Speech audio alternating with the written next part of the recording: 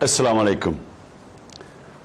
Excellencies, I congratulate Prime Minister Sheikh Hasina on assuming stewardship of D8 and commend President Erdogan for ably steering the organization during the past 4 years. It is a pleasure for me to share my perspective on the summit's focus on building partnerships to harness the power of youth and technology in a transformative world. The theme is extremely significant today. Excellencies, our world today is at a defining moment because of the interconnectedness and the economic, social, and environmental vulnerabilities created by this interconnectedness. The COVID-19 pandemic has caused a death of over 2.9 million people. More than 250 million people have become unemployed, have lost their jobs. Trillions of dollars were lost as a result of global economic contraction. The virus has taken a heavy toll on poor countries and poor in all the countries. Also, inequalities have been accentuated within the countries and between the rich and the poor countries. The developing countries are faced with the dilemma of not only saving people from the deadly virus, but also saving people from hunger. Today, the world boasts the largest number of young people in history, in human history. Even before the pandemic struck, around 1/5 of the global youth was unemployed and did not have the education and the skills to equip them for the 21st century.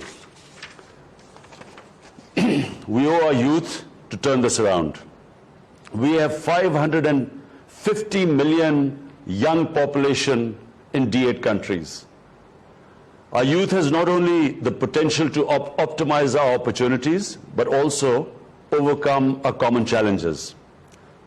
They are entrepreneurs, business innovators, technology pioneers, educators, activists, artists, and journalists.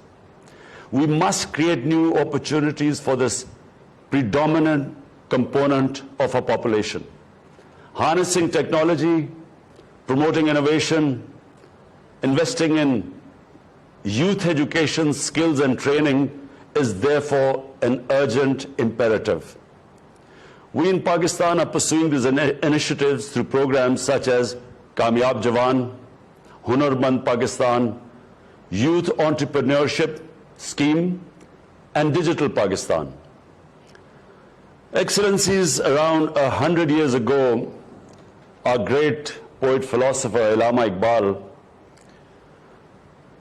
he said that the only thing permanent in this world is change.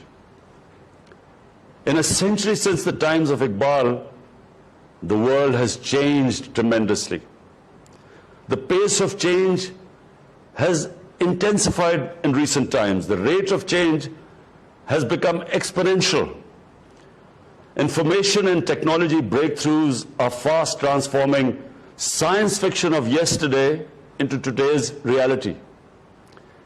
Only 5 years ago, the World Economic Forum had predicted that the fourth industrial revolution will fundamentally alter the way we live, work, and relate to one another. Today, as we meet on this virtual platform, already we can sense the arrival of this revolution. Excellencies, contemporary global challenges of a changing world are a moving target.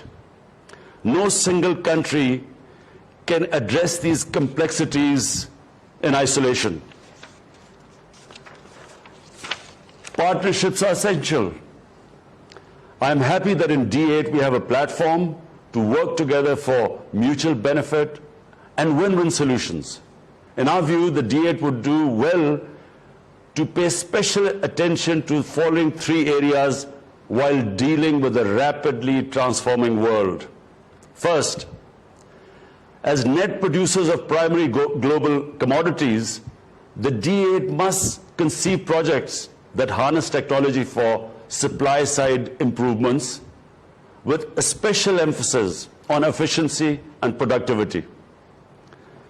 With cost of transportation and communications improving due to innovations, the D8 members must partner to keep pace with the logistics and global supply chains. Secondly, the D8 should brainstorm ideas to insulate its members from disruptions in labor markets due to technology and innovations. As automation substitutes for labor across the world, the labor-intensive economies of D8 face challenges of unemployment and social disruption. Thirdly, the D8 should call for COVID vaccine to be treated as a global public good, ensure equity, affordability, enhance production, and timely supply to save lives. We must push back against vaccine nationalism and undue export restrictions. The global vaccine manufacturing companies must either speed up production or share their technology and expertise with developing countries for adequate vaccine supply.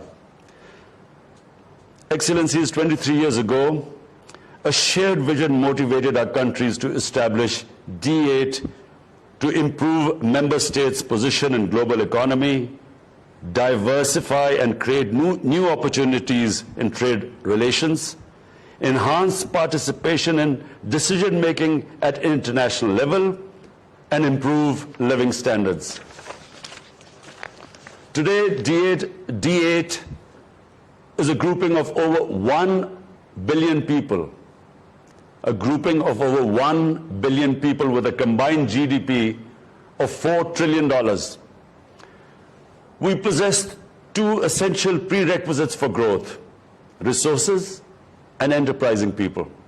As part of our endeavors to realize the vision of D8 in these testing times, I propose the following 5-pronged roadmap. 1. We must mobilize financing and resources to recover robustly from the economic and health crisis induced by COVID pandemic. To address the unique economic and financial challenges faced by developing countries as a result of the pandemic, I have already suggested a 5-point plan. This includes debt relief, creation and redistribution of special drawing rights, mobilization of climate finance, and especially for the D8 leadership, eliminating illicit financial flows and return of stolen assets to developing countries. It was in this context that I called for a global initiative on debt relief last April. I invite the D8 members to consider this 5 points and join in advocacy for COVID-related relief measures. 2, we must take concrete actions to achieve the target of expanding intra-D8 trade from currently around $100 billion to $500 billion by 2030.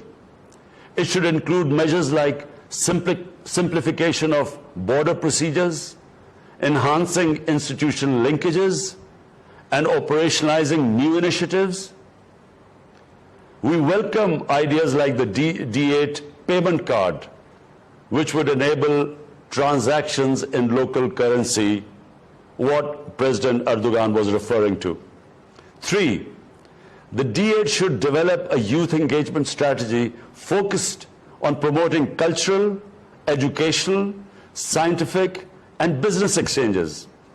Linkages should be established between educational institutions like scholarships, skill development, trainings, fellowships, joint research, and exchange programs for the youth, particularly in the field of science and technology. 4, technological development is a gateway to economic prosperity, particularly in the post-pandemic period when reliance on technology would be greater than ever before in human history. To remain competitive, we must promote knowledge-based economies, increase expenditure on research and development, and focus on rapid digitalization. Pakistan has recently hosted the inaugural meeting of the D8 Network of Pioneers of Research and Innovation.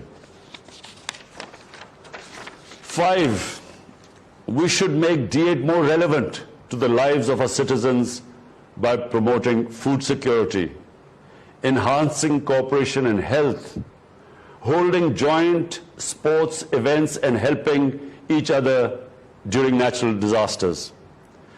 To achieve these goals, we need a high level of commitment and mobilization of financial resources by both developed and developing economies.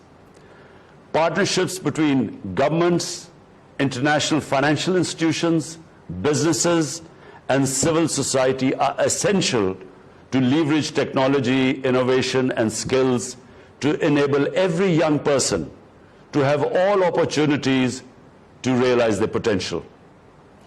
I'm confident that our collective wisdom and commitment will bring a new vigor to D8. I wish you all a blessed Ramzan, and I thank you.